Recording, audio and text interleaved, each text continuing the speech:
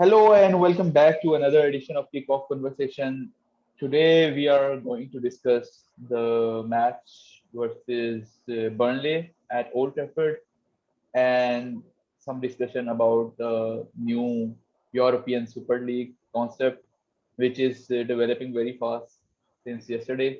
So we thought that we should give our views as well regarding United and everything happening in the football world. So let's start straight away. Um Going towards the match, these were the lineups. Not many surprises. Almost the same lineup, but as we expected, Scott McTominay, Luke Shaw, Maguire back in the lineup after missing the uh, match versus Grenada in the Europa League. And we saw Marcus Rashford starting and Greenwood starting as well. Greenwood started in place of Cavani, and he was on the right, and Rashford was more playing on the left hand side. And I think this was our lineup 4-2-3-1. Just one comment on the lineup. I think it was. I think something we've said throughout the season that why would you want to play Fred and McTominay both holding midfielders at home against Burnley? This is I something that don't, Solskjaer has done. So it I doesn't don't make know. any sense. He rectified his mistake by taking Fred off at halftime. Yes, but why not? The only Yes, explanation that I can come up with is that he didn't want to start Cavani because he wanted maybe to give him some rest. But what about Van de Beek? It was an ideal game to start him. I don't understand why he did not start Van de Beek in this game. yes, exactly. Uh, and till the 80th minute, but till it was 1-1, it looked like the decision would backfire. But luckily, we scored Hmm. two late goals.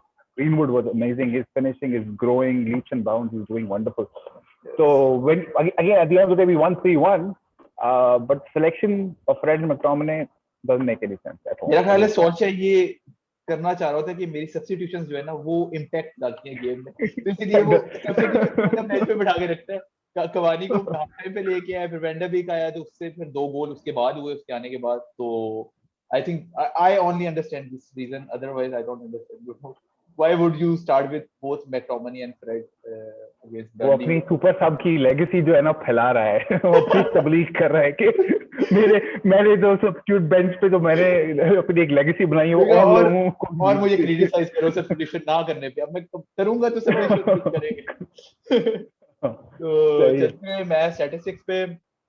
as obvious, we kept the ball for longer times in both halves. Overall 69% possession. We had 17 shots on goal as compared to 10 for Burnley, 9 on target, 4 off target, 88.5% passing accuracy.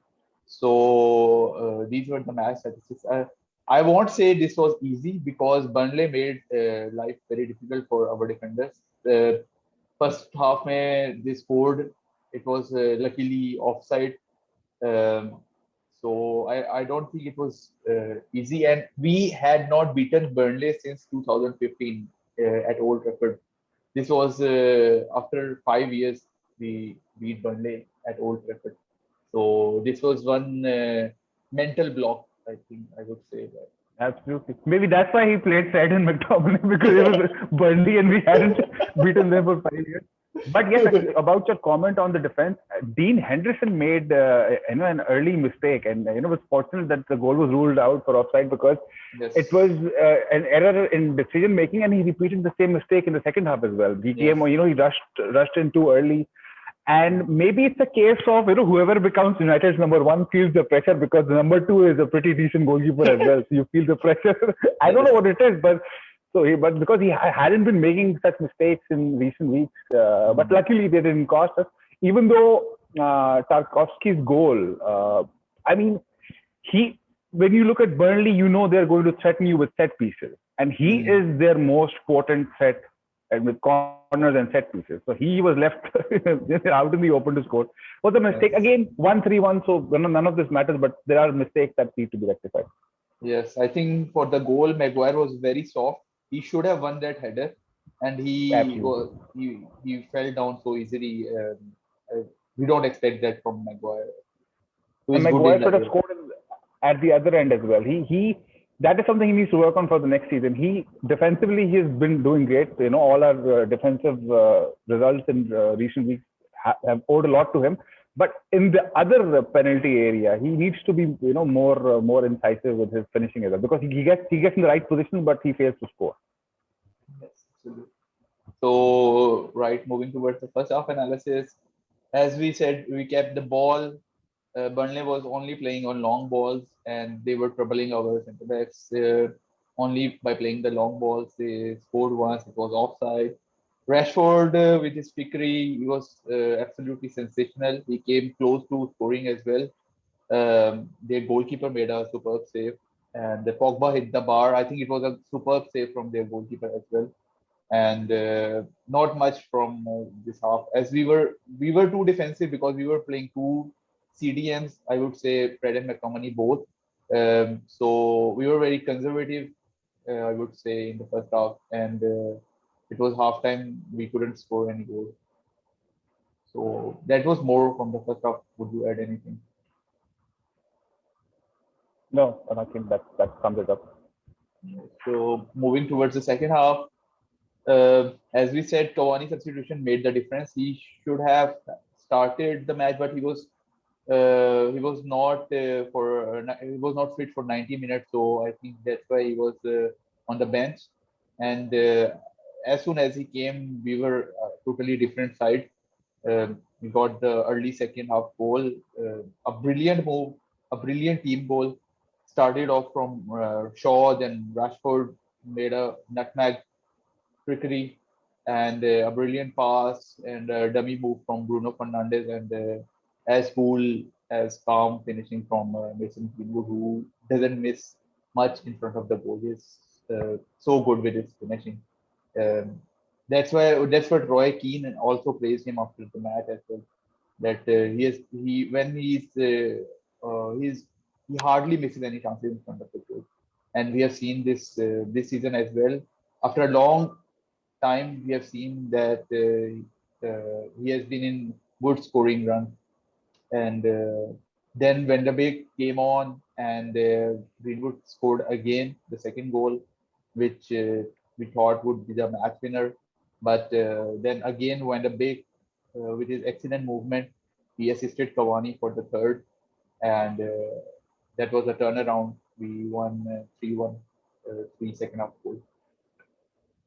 Absolutely. I think the first goal deserves a lot of praise. Which I mean, I think the most interesting part of that goal for me was it had United players showing the skills that they are renowned for. For example, Shaw took the ball forward into the opposition's half. Then you had Rashford with the run and the skills, and then you had Bruno Fernandes with the dummy, which shows his positional awareness, and then Greenwood with the perfect finish. So I think it was a team goal, but also that it's a case of the constituents coming together to form the whole. So I think that was a very special goal.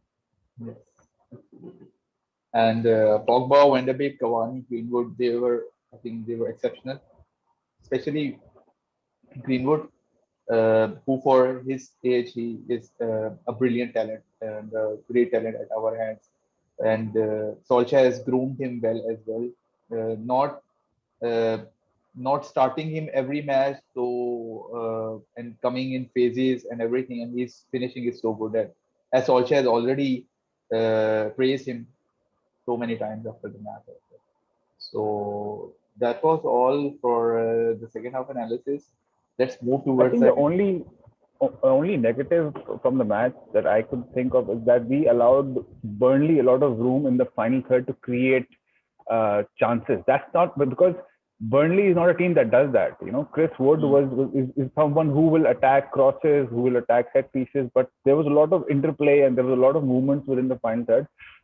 That's something that should not happen against Burnley, but thankfully it did not cost us. So at the end of the day, all is well. Exactly. And Burnley had not scored in the second half all season, and I think this was their first goal in the second half of the match. So that was one statistic that was missing. But there are some interesting stats from the match. United have won 19 of their 32 Premier League games this season. drawn 9, lost 4. Now one more than they managed throughout the whole last season, which is very impressive, very impressive. So we still have 6 games to play. We need to win all of them to have any chance of winning the title this season. So moving on. You're still talking about winning the title. Okay. Uh, at least we can be optimistic We about can it. do our bit. We can do our bit. Win all our matches, and Exactly. let's see. And then we hope that the Aguero moment could be replaced by Greenwood moment this season. Without So, any fans. without any fans. Oh. So that was one stat. Then another, United have won 5 Premier League games on the spin for the first time since Ole Gunnar Solskjaer first 6 league games in charge of the club. So that was one good stat as well. Then since the start of last season, United Mason Greenwood has scored more top flight goals as a teenager than any other player within the top 5 European leagues, which actually shows how brilliant of a player and a finisher he is. And the last stat is also related to Greenwood. He's also moved level with Wayne Rooney for the most goals scored by a Manchester United teenager in the Premier League. It is 15 goals at the age of 20, which is absolutely sensational. I have a stat as well. Burnley's goal was the 1,000th goal that Manchester United conceded in the Premier League. In 2019, McTominay scored United's 2,000th goal, at Norwich. And Yes. I remember, I think it was Berbatov who scored the 1500th against Blackburn in 2011. It was Cristiano Ronaldo who scored United's 1,000th goal in 2005 in a 4-1 defeat at Middlesbrough. So we scored our 1,000th goal in 2005 and we conceded our 1,000th goal in 2021. And in 1999, that treble-winning season, I remember it was Andy Cole who scored the 500th goal for United. And that was in the 8-1 victory in which Solskjaer scored 4 goals Against Nottingham. which is still a record. Nottingham. That was Solskjaer scored 4 goals as a substitute, which is still a Yes. record. That. So these are all about the match. Now we move towards some serious debate. Since yesterday, European Super League, and it's tough to say what to say of this.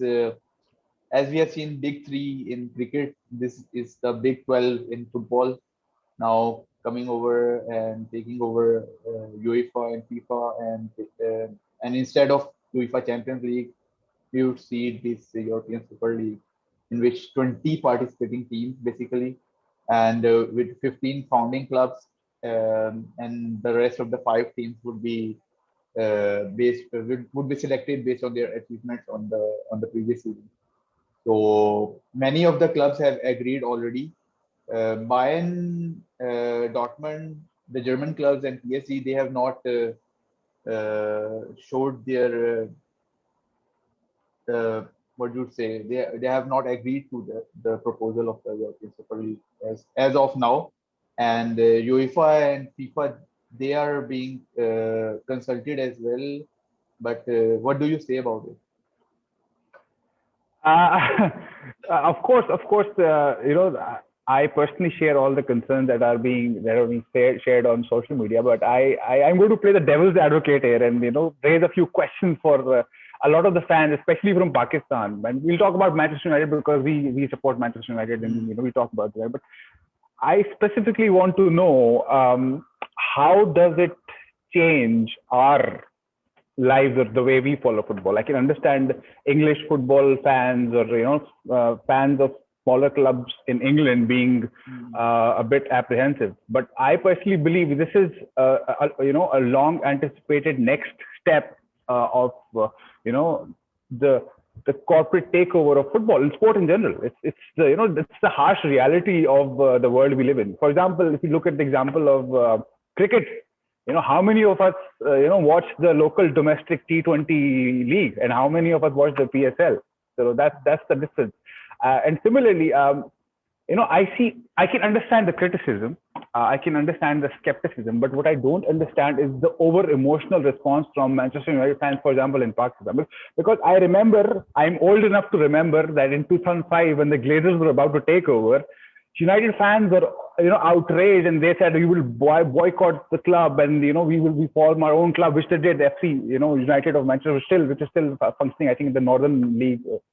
So but no, that did not happen. We're still fans even after Glazers taking over, and so these takeovers from Abramovich to Glazers to Man City, PSG, they have already transformed football from what it used to be 20, 30 years ago. This is just the next step. It's unfortunate, it's harsh. But when we talk about legacies, for example, I'm old enough to remember even in the year 2000 when Manchester United did not defend the FA Cup that we had won in the 1999 treble winning season when we played the World Club Championship. So and you would know as well, FA Cup is no longer the tournament it used to be 10, 15, 20 years ago, and that's also because of the money that is in the other tournaments. So again, my question is, how much of it would how much does it really impact us, fans living in Pakistan? And that's my opinion. Basically बात यही है कि वो कहते हैं कि merit और competition जो है ना वो खत्म हो जाएगा इस क्या में, because you see that 12 teams, I think they are guaranteed a spot in this ESL every year, regardless how they perform in the tournament. और उसके अलावा जो लीग्स में फिर जैसे अब टॉप 4 का होता है, अब प्रीमियर लीग में खेलते हैं टॉप 4, अगले साल चैंपियंस लीग खेलते हैं, वो चीज खत्म हो जाएगी, लीग कंपटीशन बिल्कुल डेड हो जाएगा. Who would like to be a part of this sort of league which has no prize money or anything value to it? ये एक है जो कंपटीशन और मेरिट का वो है, and that's all money taking over everything. और लेकिन इसमें कुछ ऐसे क्लब्स हैं जिनको फिलहाल पैसों की जरूरत है to form themself, like AC Milan, Inter Milan, Atletico Madrid, Barcelona, जो डेट में चल रहे हैं या they are weak financially. So I think those clubs would agree, I think, to this proposal, because they would get, I think, 400 million to build their team or extra or something like that in this ESL.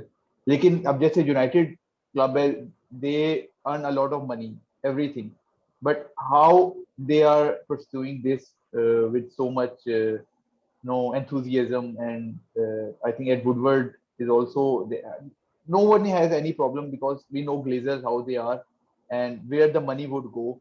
अगर उनको 400 million मिलता है club पे खर्च करने को, we know that 350 million would be spent on the American football teams that they own, their Glazers, and 50 million would be spent on transfers or anything related to Manchester United. That's how Glazers are actually, and this is what hurts as a football fan, that money has taken over everything instead of football, what we have seen all year.